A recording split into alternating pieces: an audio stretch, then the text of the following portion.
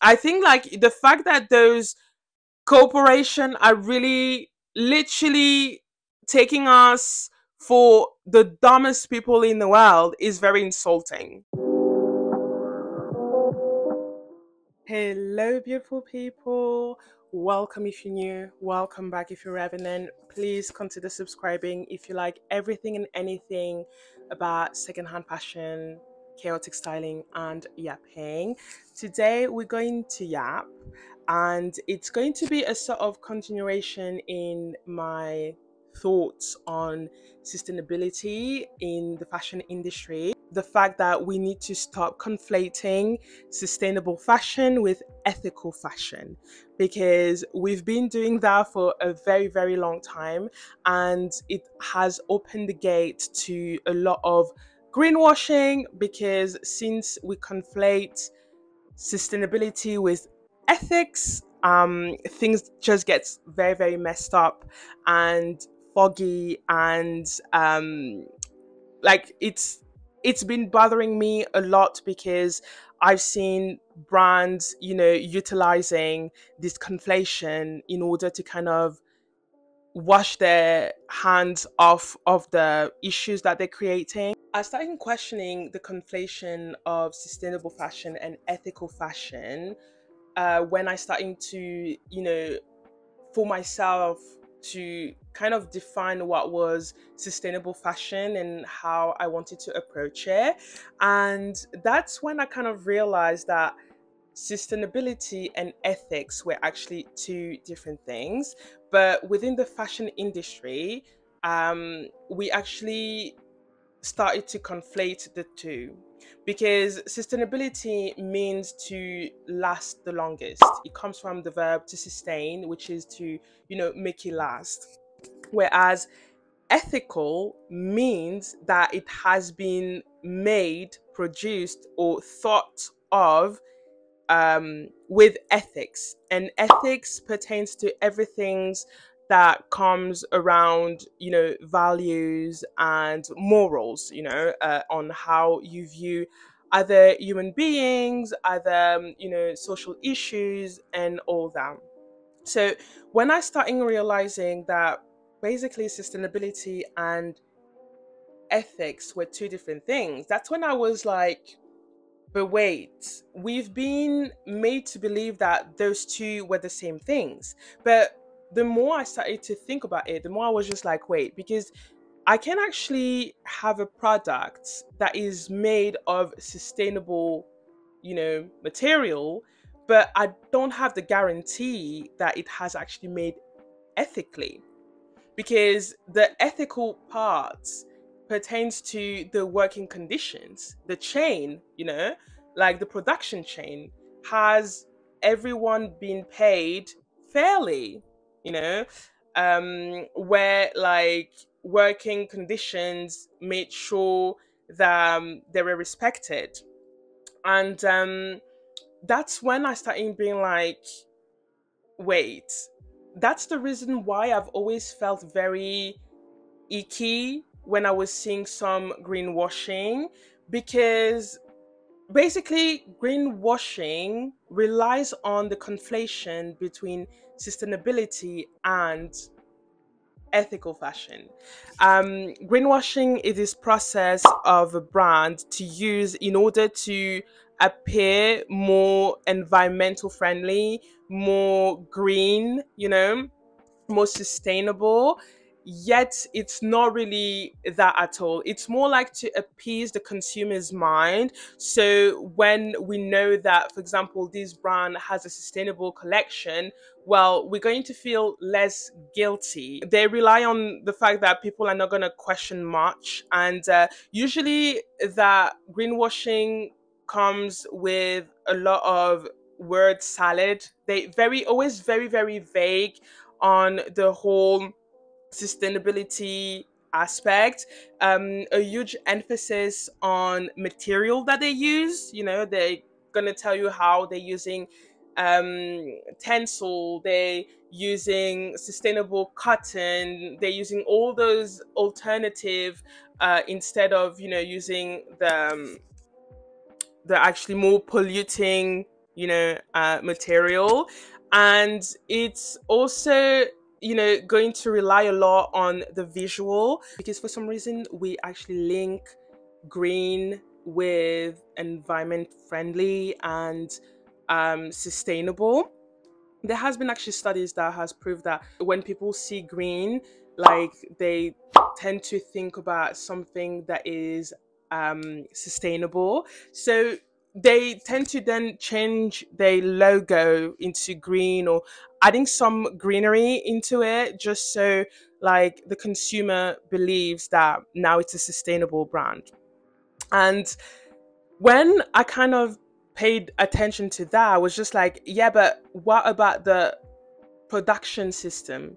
What about the workers? Because when people talk about, like, sustainability issues within the fashion industry, we also put a huge, huge focus on the workers and the working conditions.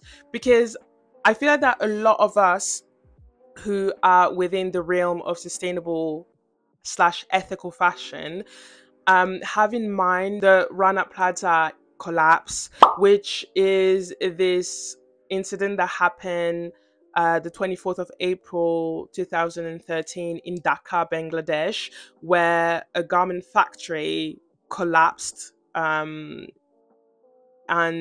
leaving, like, thousands of people, majority of them women and children, dead. And, like, prior to the collapse, workers were actually complaining and raising their concern on cracks that they could see on walls, and a lot of unsafe, kind of alarming issues that the building was facing. And they even staged, like, multiple strike, and saying that we're not going to go back to the building until our concerns taken care of. And basically they were forced to go back to work. And the day it actually collapsed was a day when they staged one of the strikes. And yeah, it left a lot of people dead, like thousands of people dead. It was such a huge incident that it's when a lot of people woke up to, like, the fashion industry and its behind the scenes, how, like, you know fashion brands, majority of those fashion brands were fast fashion brands, were outsourcing their work in countries in the global south, where people were working really, really unsafe conditions for very, very low wages. And it kind of woke the whole world to, like, what the fashion industry really is about. The thing is, with greenwashing never really put forward the working conditions. It's always very, very vague, or just straight up not mentioning anything regarding the working conditions. But it's just going to give you promises on how they're trying to reduce their consumption on water, or to use less plastic or whatever, which, by the way, which is great, because that's actually important to do. And like I have said, corporation needs to actually take proper actions in order to reduce the harm they're causing to the planet, because they are the ones who are actually causing the most harm. Like 71% of the whole climate crisis is caused by corporations. So I'm not actually, spitting on that. I'm just saying that by doing this greenwashing, what they are doing is they just trying to shift the problem elsewhere by being like, okay, so we are going to show you that we making efforts not to use too much plastic, not to um, like use too much water and yada yada, but it's just words. The example that I have in mind is H&M, because I feel like that one really stuck with me. H&M and its H&M Conscious Collection, guys. Like, when this conscious collection came about, I started questioning myself. I was just like, at first I thought that they were actually, you know, really turning all completely green and having like this whole kind of, you know, new rebranding. But then I kind of realized that actually, no, it's a conscious collection. So they just have like a very small bit where it's sustainable, but the majority of the collections is still like the regular collections, you know? And that's when I was just like, oh, so it's sustainable because they put a lot of emphasis on the material that they're using, but it does not mean it's ethical. Because, like, first of all, where are they making the garment? How is the warehouse working conditions? How much are the workers paid? Are they outsourcing the material and the workforce, or is it being done more kind of locally? And by locally, I mean like within like the same continent. It's already local, you know.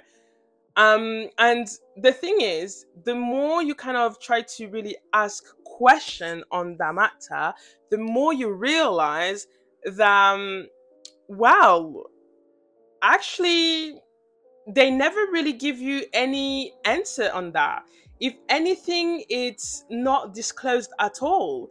And they are very, very kind of elusive and very vague and very kind of closed off when it comes to really answering those questions. So when I kind of realized that, you know, we weren't getting much information on, you know, the ethics of those collections, the more I kind of realized there's maybe a chance that those collection are still being made in the same conditions that the regular um, collection is made of. But it's just that this time they're slapping a sustainable tag and just telling you that they're using this and this material that is actually less polluting.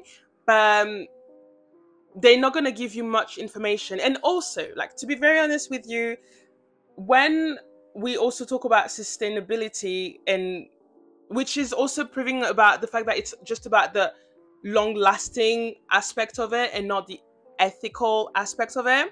For example, there's this whole kind of belief that sustainable cotton is great cotton. You know, it's amazing, and it's great and amazing cotton because it's supposed to last longer, even though even like regular cotton is actually already a material that is long lasting. But the thing is with sustainable cotton, what they don't tell you is like the whole process that it takes to make sustainable cotton. And it's actually very, very wasteful. Like, you have to use huge amount of water just to process the cotton. Also, like in this sustainable cotton journey, we don't really have much information on how the cotton field has been sustained. You know, did they use pesticide, no pesticide, natural pesticide? Like, the thing is, so many information regarding the ethical aspect of a sustainable product are so vague and hidden, or, you know, just unknown. The fashion industry saw a loophole in there, and they realized that Oh, okay. So if we just slap into that the fact that it's sustainable because it's sustainable material, or we just say that it's sustainable, people are not really gonna ask much questions. Actually, I mean, not everyone is, really gonna dig and kind of send questions to kind of have more information when they want to. Because, by the way, you can also send emails to like have more information. As a consumer and customer, you are actually entitled to information and transparency. So if you are like, doubting about something, you can actually send them an email. And I strongly believe that if more people were doing that, and taking, sustainability and ethical fashion more seriously, greenwashing would not be so huge today. And I'm pretty sure that the fashion industry would make like way more effort to truly, truly, truly stick to their words of trying to be more sustainable. Because as for now, sustainable fashion are just words. They're just saying things, and they're just slapping it on things and just telling you that, yeah, we just replaced this material with this more sustainable material. And that's about it. That's the reason why we've seen so many, especially fast fashion brands now starting to have sustainable collections, and by sustainable collection, it's either having like a whole new section of sustainable collections that they're making with sustainable materials, or they're gonna have a pre-loved sections. I'm gonna make a whole video on the pre-loved section of some fashion brands, because there's a lot of unanswered uh, questions on that matter. But I'm not going to put too much emphasis on that today. It's just that it's an element that they do put into sustainable, but then there's no much information on that matter. So it's great that they, like, seeing that people are being more kind of conscious and more careful about their consumption and trying to overconsume. But the thing is, then they see that we do accept the bare minimum. So they're just doing the bare minimum. And so I was thinking about that, and I was just like, that's actually so kind of sad and insane that the conflation with sustainability and ethical fashion has been done for so many years, that like it kind of opened the gate to those fashion brands to then kind of slap sustainable to one of those collections, but not actually attacking the main issue. And it's like that for so many issues, like so many social issues in life, where, because they know that if they do tackle the cause of the issue, well, they're not going to be able to make as much profit as they are making, so they're always going to try to circumvent it and try to find like kind of other kind of avenue to use so it can appease the consumer. But they're never really going to tackle the roots of the issue. The root of the issue in this situation is the production chain, the production system. Like, in order to be truly sustainable, you have to reduce the amount of clothes that you're making. Like, how is H&M truly sustainable when they have not actually tackled the production system? They're still making as many clothes as they've been making for all those years. They just have a collection that is a very, very tiny, small collection that is sustainable. Now, H&M can be like left alone, because they're just like, okay, so we did the very, very bare minimum, but at least we have now a sustainable collection. So you can not come at us to tell us that we are not, doing much effort, and we're still polluting and still being a part of the problem, because then they're going to be like, no, we have actually a sustainable collection, when we're trying to make as much effort as we can. But then you still have your regular collection. So tell me, like, how sustainable are you? You're still making as many clothes as you used to make the past few years. So, like, the production system and the production chain has not changed. You just decided to kind of allocate some money for, like, clothes that are made with, like, a bit more expensive material, because those are more sustainable material. But, like, when we're talking about sustainability,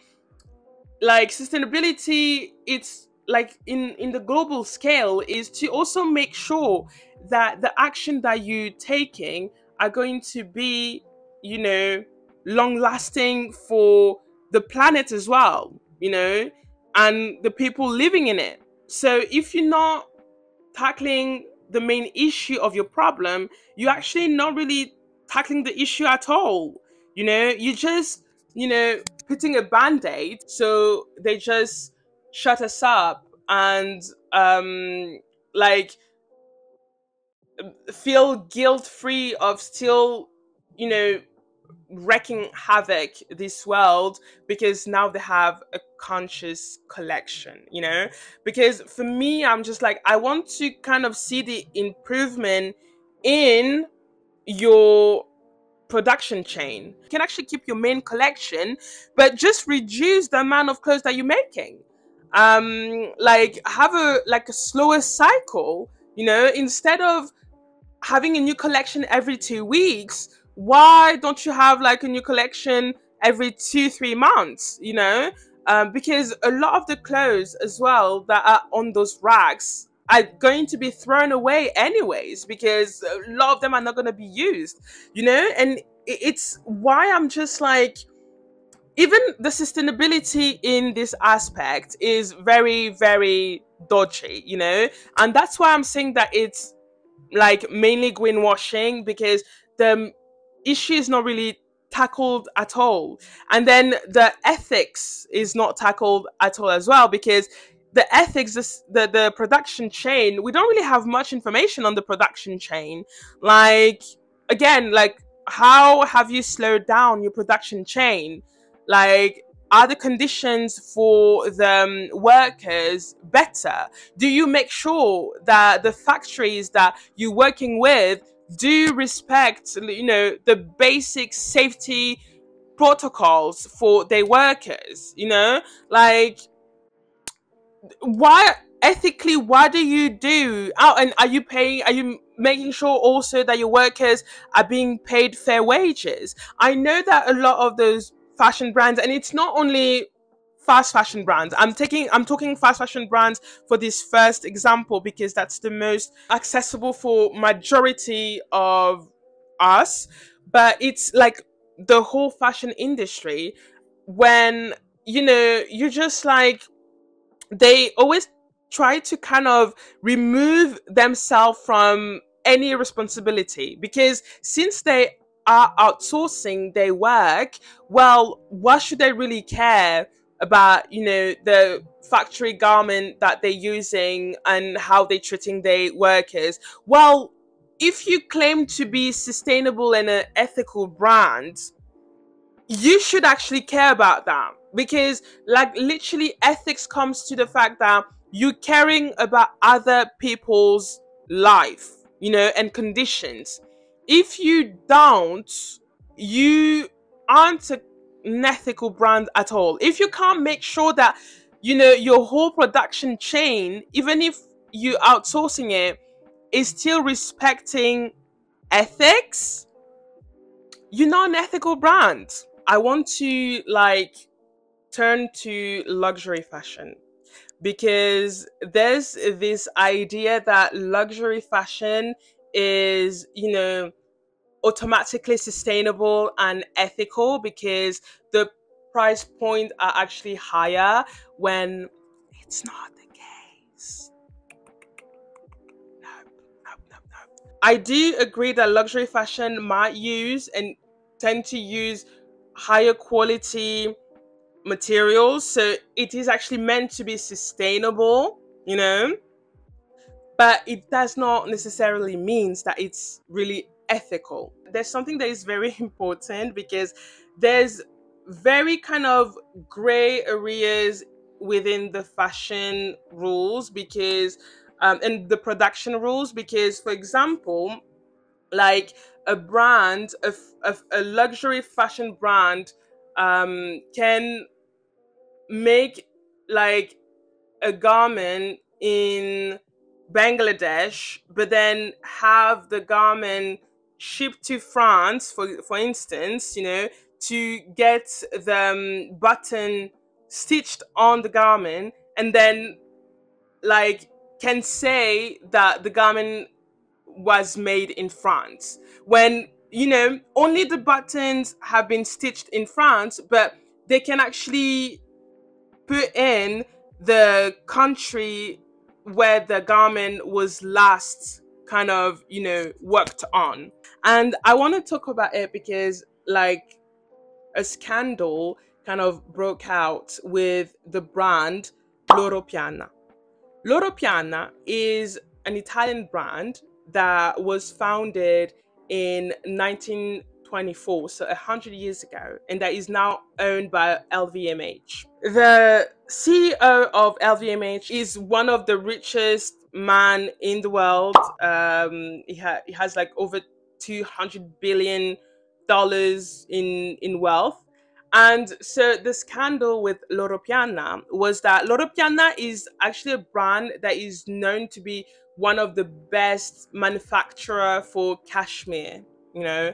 Um, and basically the scandal was that it was found out that one of the cashmere sweater that is being sold for like $9,000 and that is handmade were actually handmade by women in the global south. And it turned out that it was like from a community of women who not only provided with the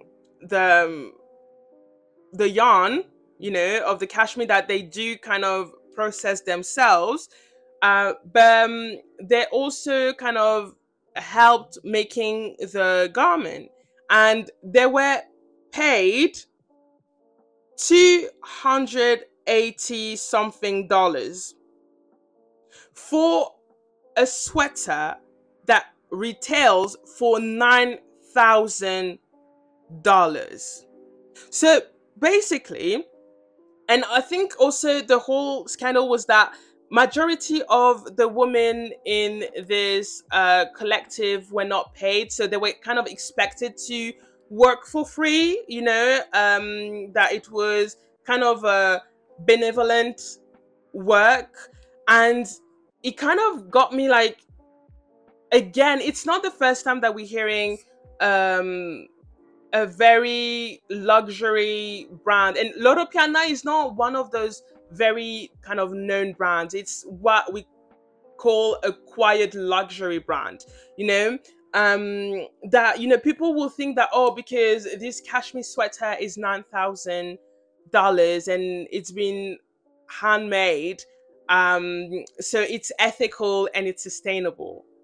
Honey, I'm very sorry, but when you only pay $280, the people who actually made your cashmere sweater and provided you with the yarn, and then the same sweater, you're gonna sell it for way more than what you pay the workers. That's straight up exploitation. Like expecting those women to be working for free and just get barely anything, um so you know you can get like the most premium material for the sweater, at a very, very cheap price, which is literally like modern slavery. That's just insane. It kind of reminds me of Sézane. Like it's kind of like one of those French brands that are not like super luxury, but it's kind of more seen as it's kind of a reformation. You know, it's a in between brand. And it's more seen as this very sustainable and ethical brands. But then we found out that basically they like also used women in South America that they barely paid for their clothing as well, and it's just like you see how those kind of even like luxury brands are going to use not only the name but the fact that people think that because it's luxury, because the price point is higher, well, it means that it's automatically sustainable and it's automatically ethical.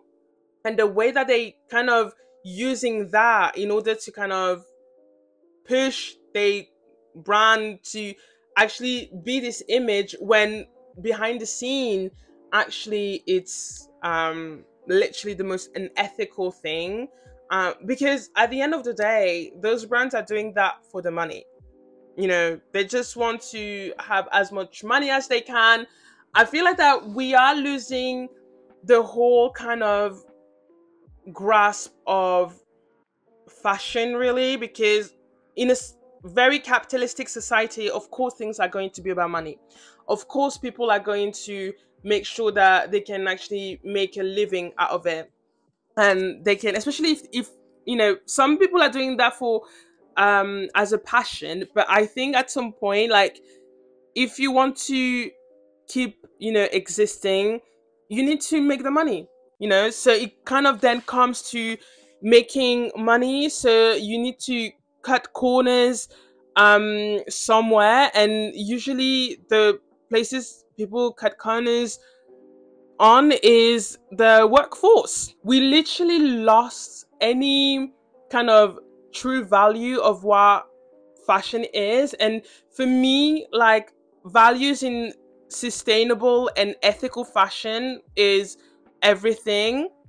I'd rather put a bit more money into a brand that I know is sustainable and is making sure that its production chain, people are being paid fairly and they've been very honest about that, rather than you know it gives me more joy to know that, okay, I'm making sure that at least people being paid fairly. I don't know if it's just because we live in a society that is so individualistic and that has lost so much empathy towards people, that the fact that we actually want to see people not struggling in life and still enjoying to do what they're doing, and doing great work because they're being paid fairly, is um controversial. But some people think that other people don't deserve great pay for like skills that they have. And the fact that we have come to that conclusion, that if you are not making great money, well, what should other people do, is just insane. Just so you know, like, luxury fashion is not necessarily sustainable and ethical, because we've put so much emphasis on fast fashion because that's what the majority of the people can actually afford. They actually enjoy the fact that they were kind of in a way put aside, where people would be like, people are not really gonna dig too much into like how we really operate, because people are too concentrated into fast fashion brands, like, rightfully so, again, rightfully so. But by doing so, like, the luxury fashion sector has been also doing the same thing, you know and just relishing in the idea that majority of the people can't afford those brands. So since they can't really afford those brands, they're not really going to pay much attention. It's been bothering me a lot again that there's been this conflation, because this conflation again is to kind of, you know, make sure that we diverting our attention to something else and not the major issue, which is the production system of the fashion world. I think it's really important to remember that, like, words hold a lot of power. Communication is literally the most powerful thing that we have. So when, you know, you do conflate things, it's literally always going to be beneficial to someone. And in the situation of conflating sustainable fashion with ethical fashion, it's beneficial for the fashion industry because then they've been left alone and they get to be doing and carrying on with everything they're doing, even when it comes to keep polluting, keep over producing and all that jazz. And it's detrimental to us, the consumers and customers and people, because, well, um literally we're going to have to live with the scars of the harm that those fashion industry brands are causing. So again, um everything that I share, really my kind of thoughts, like, I'm very aware that we are doing with everything that we can. Like, we live in a system like capitalism. Neoliberal capitalism is a system that is designed to kind of trap us into constant dilemmas. You know, sometimes you have to make concession on some things, um because, like, I do, and I am the first one to say that it's really, really hard in neoliberal capitalistic society to be, like, sustainable and fully ethical, because the system in itself is built on, like, non-sustainable practices and ethical practices, because since the goal is to make as much profit as possible and to overuse resources that are actually limited, well, you know. So I'm very aware of that, but it's just like thoughts that I put in there because, again, like I always say, um like, it's by sharing and it's by, you know, coming together and by, you know, awakening consciousness and kind of realizing that people, we need to work in communities. Like, the change is going to only happen when we all come together to really push for true changes, you know. So it's really kind of thoughts that are kind of give you, and then you do whatever you want to do with that. You know, you can marinate in it. So that's it for this video. If you liked this video, please give it a thumbs up. That will help me a lot. Share your opinion as well. Is it also something that you kind of realized at some point, that, you know, we were doing this conflation between sustainable fashion and ethical fashion, and that those two were actually two different things, and, like, you know, this emphasis on using sustainable fashion rather than ethical fashion? Let me know everything in the comment. I always enjoy reading your comments and I love responding to them as well. And in the meantime, I'll see you in my next video. Love always.